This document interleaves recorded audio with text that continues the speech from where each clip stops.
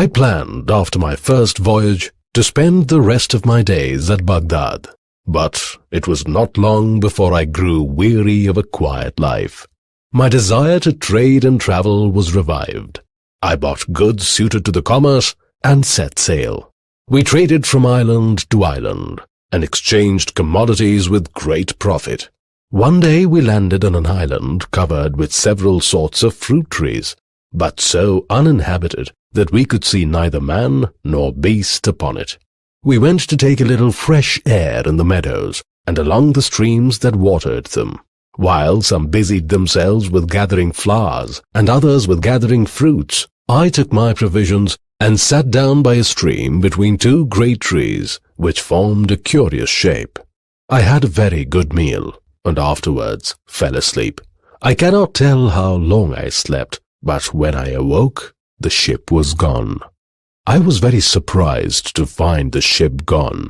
I got up and looked about, and at last I perceived the ship under sail, but at such a distance that I lost sight of her in a very little time. I was so melancholic that I was ready to die with grief. I cried out sadly, beat my head and breast, and threw myself down upon the ground, where I lay some time in a terrible agony. At last I resigned myself to my fate, and not knowing what to do, I climbed up to the top of a great tree, from whence I looked about on all sides to see if there was anything that could give me hope. When I looked towards the sea, I could see nothing but sky and water. But looking towards the land, I saw something white, and, coming down from the tree, I took up what provision I had left and went towards it, the distance being so great that I could not distinguish what it was. When I came nearer, I thought it to be a white bowl of a prodigious height and bigness, and when I came up to it, I touched it, and found it to be very smooth.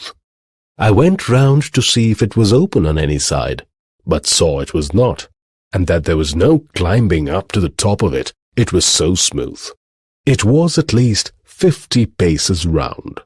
By this time the sun was ready to set, and all of a sudden the sky became as dark as if it had been covered with a thick cloud. I was astonished at this sudden darkness, but much more when I found it was the shadow of a bird of a monstrous size that came flying towards me.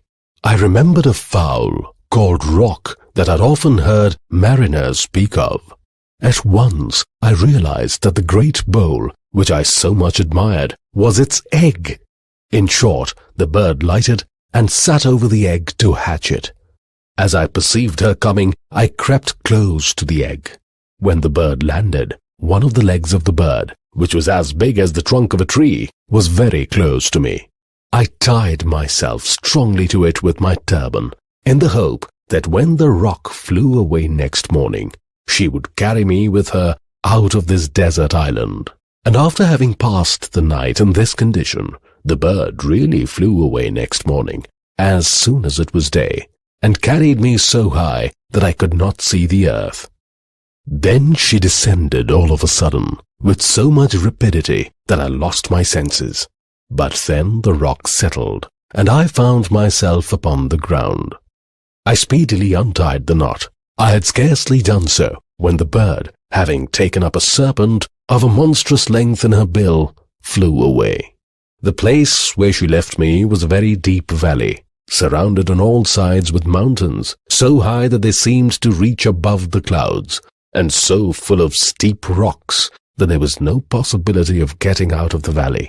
This was a new perplexity, because when I compared this place with the desert island from which the rock brought me, I found that I had gained nothing by the change.